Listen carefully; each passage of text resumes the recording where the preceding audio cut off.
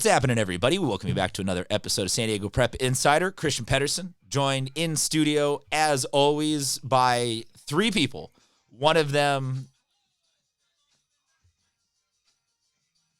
Wait, hold on, Dave. We play it again. We didn't have your mic on.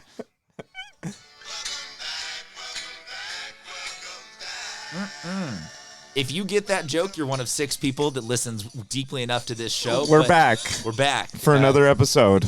Still wondering where Bodie is. He's still on a beach in Mexico, maybe? I don't know. He completely ghosted us this week. Completely. Yeah. No, yeah. You did. It's okay, It's but okay. that's what I'm curious. Still, what beach is he at? Canonically, per show canon this year, Bodie just... He's been Kenny Powers, so and he's happy been sent for down to him. the Mexican League. I'm so happy to go for him. enjoy some Playa del Carmen. Also, as a reminder, as always, there is one intern, and there's the other intern, so we apologize for some of this being chaotic. As always, we're going to talk top 10, Dave's dingers, some other game balls. I want to ask Dave just about playoffs in general, so we got all that to get to. Dave, would you like to start, though, with your top 10? Because I have determined that this is going to be one of two things. Either the best open division playoff ever, because we are so evenly matched, or this is just going to be Granite Hills running away with it, and it's going to be very, very boring. I'll tell you what a week of watching baseball and getting a chance to watch some of these highlights and some of these really, really good teams matched up against each other. Granite Hills, at this point of the season, you got to tip your cap to them for their undefeatedness. Undefeatedness I don't know if is that's the greatest way of describing. I don't know if that's a word, with two but ties. Going, having not lost, but with two ties. Dave, can you please trademark that? Put it on a shirt. Some sort. Just channel your undefeatedness. But like I said, a tie doesn't. I don't look at that number. I look at there's 0 losses and very impressive team. San Marcos still my number 2. We're going to go over some of the players from their squad and the reasons why they are where they are. Saints 17-8 now. Definitely my number 3 team in all of San Diego. Patrick Henry 15-8. They're number 4. Carlsbad 5. Point Loma, they're extremely strong at 14-8 still, but they got bumped down to 6. LCC 7. Cathedrals 8. Madison still continuing their amazing season. Their record is incredible, and Coronado with a really good record at number 10 so far. So, yeah, Dave did all that with a dog licking Kingsley him. loves me. If you clip that, you're just gonna. You can't see. Yeah, you can't. It's just gotta go headshot above. It ends at the word inning. It's like never ending. That's Dave's. What Dave puts up with is Herculean for this show. Yeah, all right, you're sweet. So that's the top 10. I wanted to get, though, to this, just looking at that top 10, and then we will get into game balls and dingers and all that kind of stuff.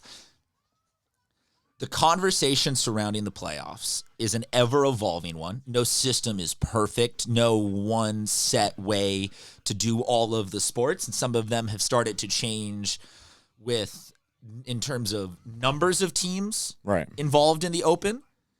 Some do 6 now. Lacrosse this year for the spring sports that are going on right now, they cut it down to 6, and they gave the top 2 buys. Football does 4.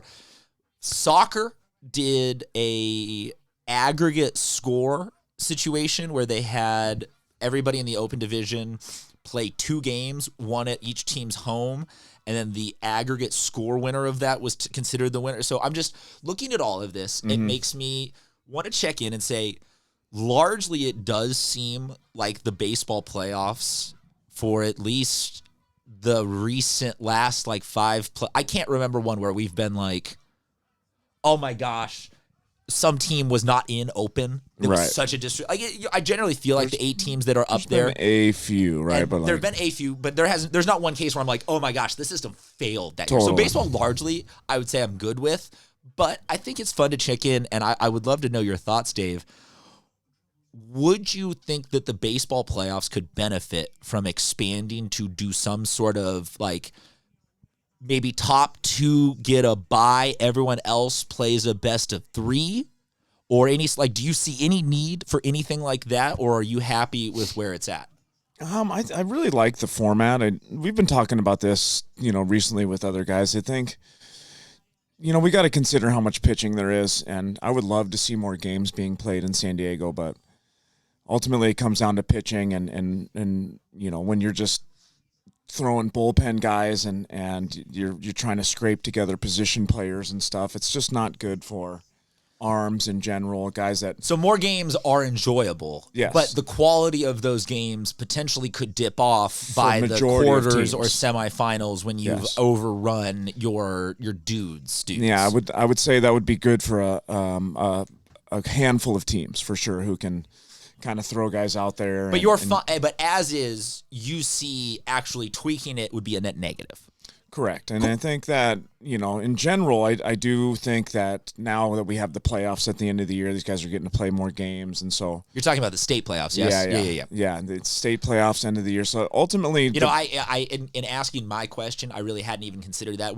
Teams are already out of pitch. San Diego teams are already out of pitching a lot, too, by the time they reach those state playoffs. So I could see where you... But selfishly, we all want to watch these guys play more games. We want to see more hitting. We want to see the competitions. I mean, what I really enjoy is these 3-game series, and we'll talk about that a little more as we get game balls. But so that's where I love the way that the league play Yes. has done, and that kind of what's got me thinking about this. Yes. Was the league play has gone overarchingly in all of San Diego from being you play everybody once and then do it a rinse and Right. repeat and then do it a rinse and repeat. So your 3 games between Team A and Team B are spread out over 2 months versus now a lot of them play ostensibly a 3 games in a row Right. series type of vibe. And I do agree with you that plays for much more dramatic and better league play. Yeah. But I can see, though, where you're saying yeah, and then by the end of the season after that, there's... tweaking an extra game into the playoffs. Right, to you lose make one of that your happen. starters and have So to... what about doing it at the other way then, where Yes. you make the actual championship Right. a 3-game series? less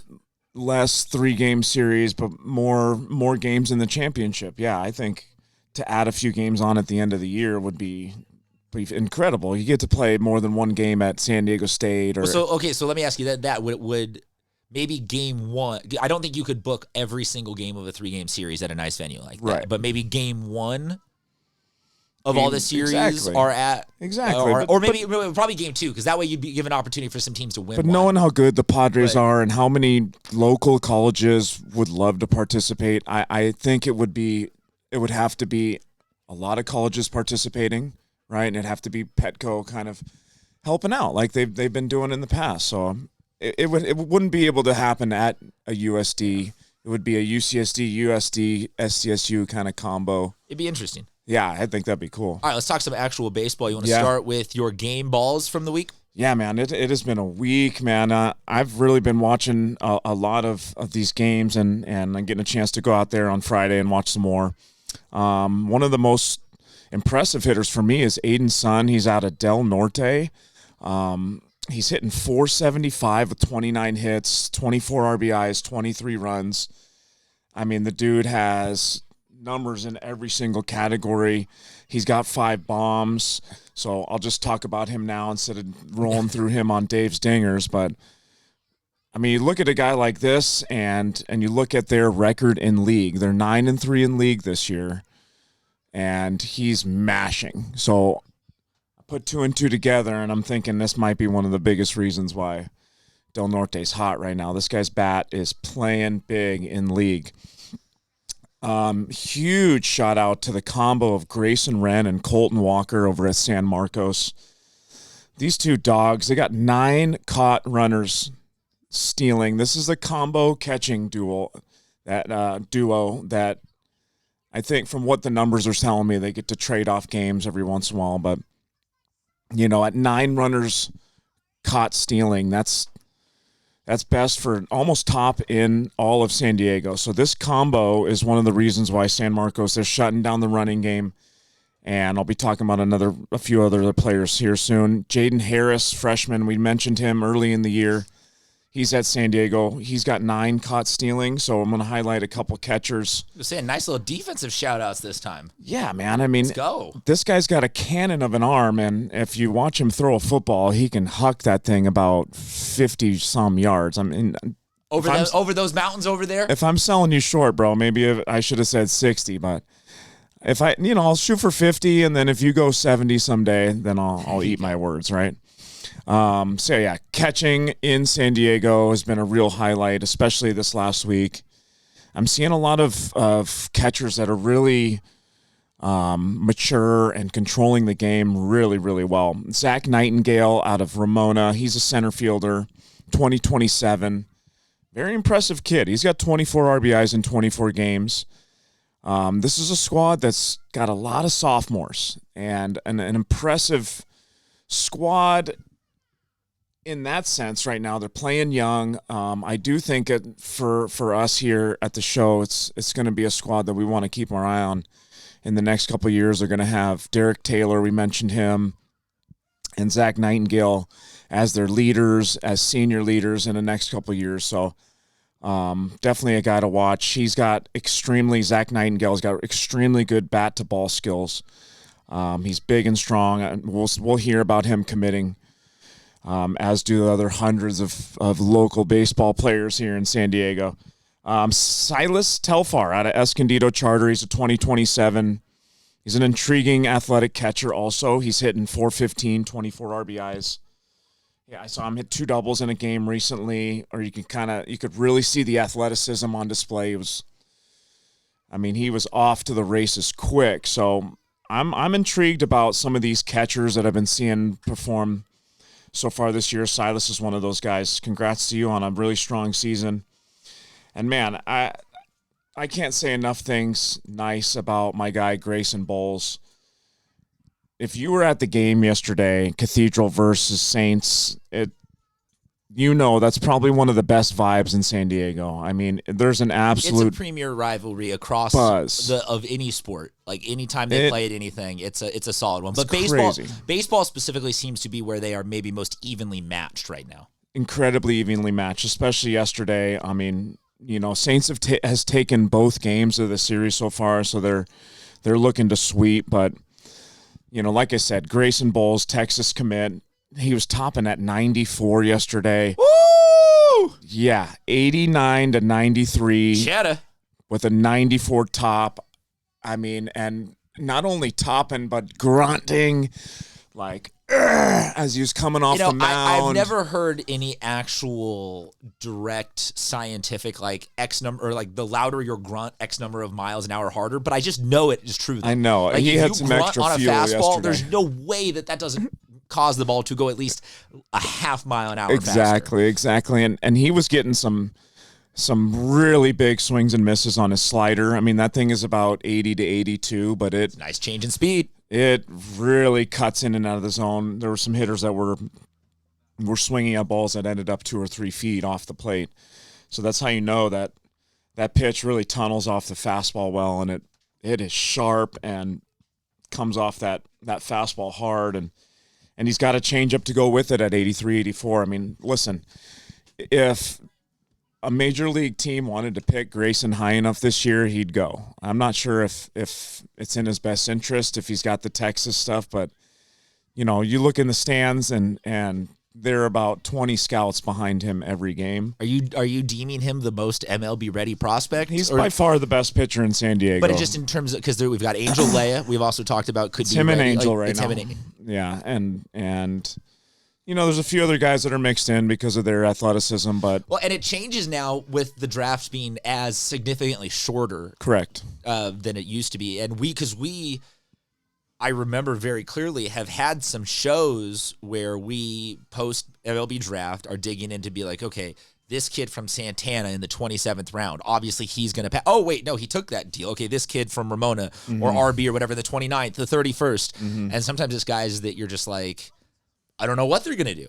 Exactly. But now it's much more clear cut of if you are a 9th or 10th round draft pick, even though you're in the later rounds now, you're still somebody that a team is like, we're pretty hot. We're pretty set 100%. on liking. Yeah, you see a lot of guys getting in the 5th round and really, and the teams are high on them, and they're instant prospects. So yeah, I mean, and looking at Grayson, I think he's got everything built in. It probably the biggest story going into the draft is someone going to offer him a high enough spot where he bypasses that Texas dream and if he doesn't get enough, he's going to go to school, get his velo up to 98, 99, and be one of those guys that just like you can't pass on. So, well, and this is a massive segue from what most of you are interested in, but we are baseball people, so it's a conversation that we're enjoying. So suck it if you don't like this.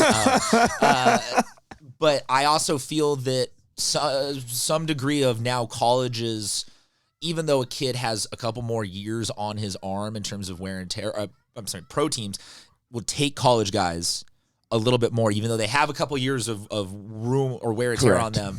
They like the maturity of a 21-year-old versus an 18-year-old. They like the growth physically has been put in by a college strength and conditioning coach. Yes. There's a degree of work ethic, the ability to travel and be responsible. And there's just so much of that I think you were seeing a little bit of the philosophy was always draft them young, bring them in, we'll train them up. And I think it's now shifting over to, we can avoid some headache. I think that's what it's going to come down to. Years if we let that guy. So it is actually the draft shortening has been really good for college baseball because it's so competitive. It's competitive and it tells these guys, hey, look, the MLB wants this. They want trained, semi-professional adults already, and so I'm going to go do that, like you said, at Texas. It's a really good point. The analytics have played into that, and to second your point, like I said, I mean, it really comes down to, is there a lot of those old school scouts and guys in the front office that are going to pick up a guy like Grayson because his arm is so fresh? This dude hasn't really pitched. He really hasn't ramped it up till. And don't get me wrong, I'm not saying that like the last projects 4 don't years exist anymore. Yeah. And there are still guys who a team looks at and like you pass every degree of the vibe check. That's going to kind of tell us some stuff for sure. But I'm saying that you're here debating. Well, is he going to go and get his velo up? I think that going to college is go and get everything up. It's go and get your money up, go and get your velo up, go and get your maturity up, your strength up, your everything up, as you don't see necessarily in other sport. Like you don't see it. Like if you're a basketball guy who's ready to go out of high school to the NBA, going to college for 1 or 2 years doesn't really do all that much for you. And there's not really, you can't be an NFL guy going straight out of high school, so there's no direct one-to-one comp there. But I think we're seeing that college is no longer just go to somewhere until one of your skills, like college, like we'll take a guy like Grayson from maybe being a 9th or 10th round draft and can put him in like a 2nd or 3rd round draft. Paid to go that NIL. Yeah, true. What do you got next? Dave's Dingers. Do you want me to go? I'll hop in here for some game balls for a second. Yeah, for sure. I want to talk about a couple. We talked about league races last time. I want to talk about a couple of stat leader races. We have no longer really a competition for stolen bases. Diego Castro and Hector Fuentes, Diego from Hoover, Hector from Crawford, they were kind of battling 1-to-1. Diego has really taken over the lead. He's at 46. Hector is at 40. So it looks like Diego Castro is potentially going to break the 50 stolen base mark this year. That is awesome. Congratulations. That is huge. Over in the these I'm getting to. I've talked a lot and posted a lot about the main stat categories. So I'm getting to maybe some of the other categories. On base percentage is kind of cool. You talked about Cole Solters at Cathedral. He's the leader right now at 670, but we've got 17 guys with a 600 or higher on base percentage. The top three is Cole is number 1. Cameron Leone from Mountain Empire is number 2. Jerry Niebla from Southwest El Centro is number 3. Matias Herrera from El Cajon Valley is number 4. Mace Wheeler is number 5. Mace Wheeler all over all sorts of these categories. No hitters. How many no hitters do you think we're up to this season? 7. 9 countywide, which is absolutely awesome. And then let's close out with slugging percentage. 2 guys, and we're talking now about redundancies because we've talked about Cole Solters and Mace Wheeler about how good they are. They are both over 1,000. They are the 2 guys over 1,000 slugging percentage in San Diego County. So for those of you that are not maybe baseball super nerds, that means that basically every time they come into contact with a baseball, it's multiple bases. Beyond that, rounding out the top 5, we got Cal Chivers from Pacific Ridge, Ethan De La Cruz, the one-time home run leader who's kind of chilled off a little bit but still making great contact with the ball from Coastal Academy, and then Sam Romero from Escondido Charter rounding out the top 5. Some smaller schools in some of those. I don't take any credit or discredit into strength of schedule. Congratulations to all those guys. We will post all the stats though. Dave, Dingers? I mean, can we go without them?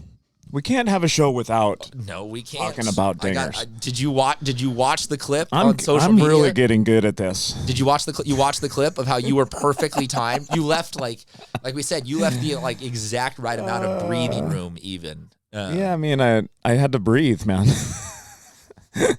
Okay, fair. You know what? Yeah, you got to do what you got to do. I wasn't doing it on purpose. All right, so listen, I was looking at the stats, man. There's a lot of fun stats. You can go through and look at the D1 league stats. I mean, there's some incredible stats here and guys that are hitting so well during league play. That's just impressive, and probably going to highlight them a little more next week. Brady Strachan, he's at RB. They're not as RBV or RBV? RBHS. Okay. Because you hit RB and I didn't know if that was you Rancho pulling Bernardo, okay, RB, okay, and it sounded like, yeah. I mean, he's having a phenomenal season. He's got 2 bombs. So definitely a player to watch. RB is not having as good of a record as normal, but I think they're just as strong. I'm interested to see them in the playoffs. I mean, I think they're gonna do really well, even though they're. If they wind up in the D1 playoffs, God help any team that has to I face know, them. right? And I think they're going to run into some, like, no one's been talking about them. Like Christian said, I mean, there's been some moving up with some guys on the dinger list. Max Farrell and Elijah Stevens are now leading the county with 8 bombs each. Both of those guys carrying their teams in league play here, which is pretty fun to see. These 2 out of 3 series, wins, and a lot of what we're seeing a lot of these teams doing in league play is contributed to these guys here. Josh Rock, La Jolla Country Day, he's an outfielder, left-handed pitcher. He's got 6. Liam O'Day, he's up to 5. We know about him. Aiden Soon, he's number 7 on the list now. Very surprising player, hitting about 475. And really carrying that team. We go down the list here. We've got Tyson Bobo of Patrick Henry. He's a transfer. I think he came from University City, if I'm not mistaken. Outfielder, right-handed pitcher. The guy can chuck it. Pretty nasty stuff, too. I mean, throws kind of a bunch of stuff that moves really, really across the zone. Gray Gusich, he's also a guy at Del Norte who's got 2 bombs and pitching. We mentioned him, I think, on show 1. So I think with the combo of him and Aiden, I mean, I think that's their middle of the lineup right there. And let's see, we're back down to Evan Weed. He's a transfer over to Maranatha. He came from La Jolla. He's their catcher. Very, very strong player. He's hitting, I think I saw like 360, 370 right now. He's a college commit. Definitely a very, very intriguing, powerful lefty catcher. So maybe today's show was about me highlighting all the catchers in San Diego, right? And how much of a dogs they are. An underappreciated position. Right. And definitely a position of leadership and going into these playoffs, man. I think we're going to hear a ton about some of these guys. And let's go with Kyle Plassman. He's out of Santa Fe Christian. He's the catcher. Catcher, right-handed third baseman. I mean, I think he's hitting 400 in League Two. Definitely a very, very strong player. And these batting averages and numbers are no longer small sample sizes. No, so not at all. When at this point in the season, someone's hitting those kinds of numbers. 23 games. 23 Dog. games. Yeah, Santa Fe Christian's an intriguing team to watch in that division, along with, the La Jolla Country Days, and I'm interested to see kind of where all those guys end up. We talked about that last week. Oh, Selection Saturday is going to be crazy, seeing where all the brackets finally wind up. Is that coming up this week? We've got, as of us recording this right now, on the 8th, we've got the rest of this week, then all of next week. One more week. And then, so 1 week from 2 days from now. Got it. Is when the playoff brackets come out. And, yeah, then it's just... It's a sprint for 2 weeks of just great baseball past that. So next show is going to be wrapping up and putting a bow. I bet even though we will still have a day or 2 left of league play, I bet we'll know almost every league champ next episode. Yeah. And then we will do the ceremonial pressing of the pedal to the metal and draining Dave's brain for playoff picks until he's just staring into the abyss, going comments. I know too much. Yeah, no, but it's the forcing you to get all 7 divisions where we wind up just with Dave like. You say, Dave, how do you feel about Kearney? And he goes, comments. And that's just it. Like, because it's D5 AA, and it's not specifically that Kearney's 5 AA. It's just that was the year that Kearney was like the last one, and it had been like 2 hours of playoff talk. And Dave, we turned to him for excellent analysis, and Dave, his brain is just off because he realized he committed to way too much. This is year 1 of us doing this. We did not. The show used to be way more serious, but also way more redundant because Tommy Morris used to be sitting in here with us, and you guys both wanted to say like a full thing about everything. So every game would be like, well, I feel this, and I feel this, and I feel this, and I feel that. Yep. Now we have a baby handing out flashcards, a dog looking like she wants to eat Dave, and me ultimately realizing this is time to just say adios, everybody. Dave, anything else this week? Or are we all good? No, cheers. Have a good week, guys. Alrighty, guys.